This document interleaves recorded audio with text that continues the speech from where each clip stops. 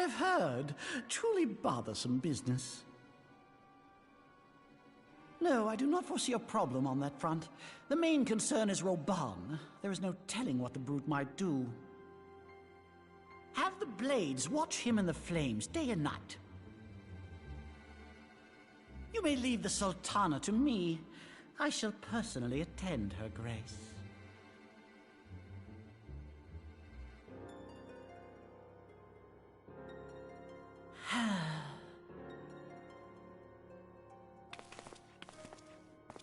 Sever one of the East Aldenard trade routes. That ought to keep Lolorito occupied for a while.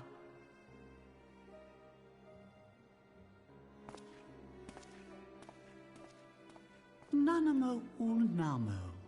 For my sake, pray be a good little Sultana to the last.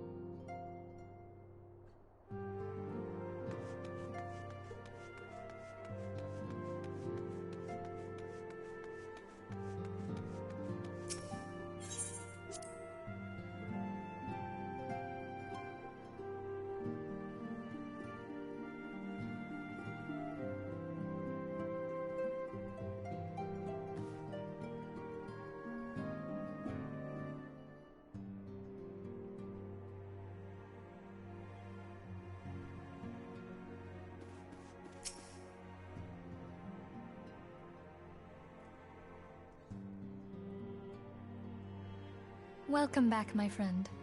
I have already received word from Alphino. To think that Flame Marshal Huayu was the Garlean agent. I know not what to say. Together with Robon, Aline lent us much-needed aid at the time of our Order's founding. She was particularly passionate about the need to tackle the primal threat.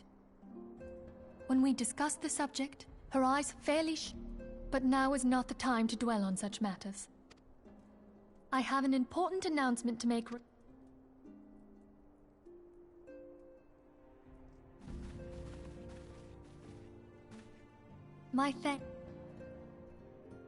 By now, I'm sure... Back at Snowcloak, we verified its ability to absorb vast amounts of ether. Alas, it leaves something... In addition to Orocyte's inherent limitations, we must needs be wary of our enemy's strength. Our foe draweth upon an infinite wellspring of power.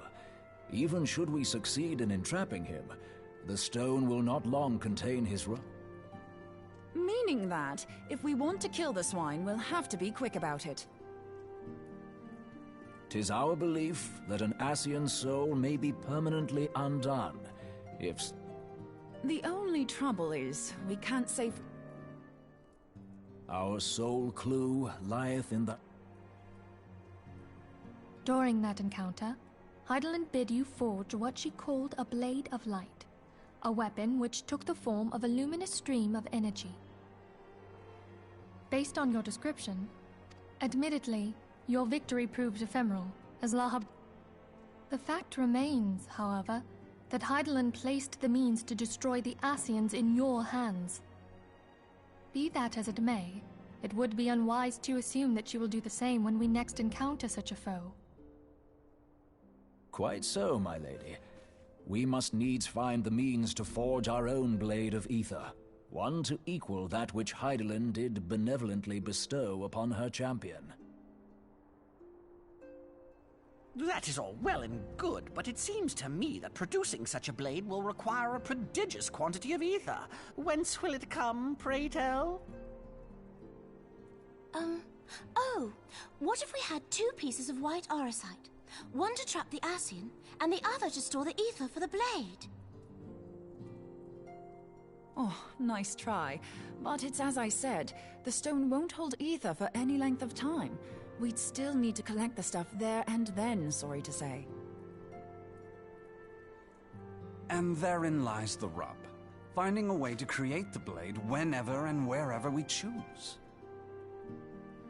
'Twould seem more research is in order. I'm going to linger a while, perform a few more tests on the auracite. And I could do with some help.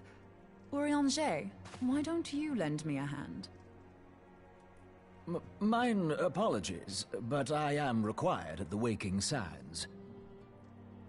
Lady Minfilia hath given me sole charge of the premises. 'Twould be unseemly to leave them unattended. Sole charge, you say? So you're basically alone? You were afield, word arrived from the Sharlayan motherland. You will recall that according to the report, the... Aye, yet the mystery endeth not with the Isle's disappearance.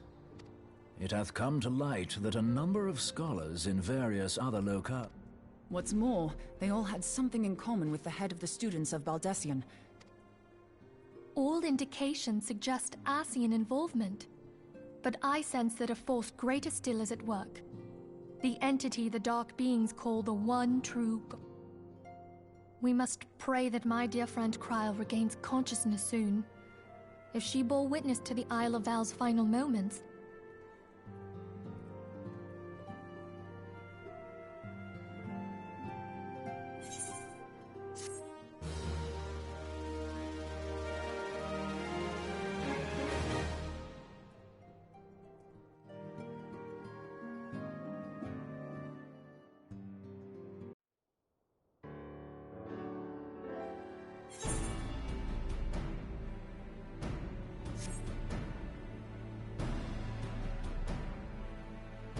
Following the calamity, the forces of the 14th Imperial Legion entrenched themselves in strategic locations across Eorzea.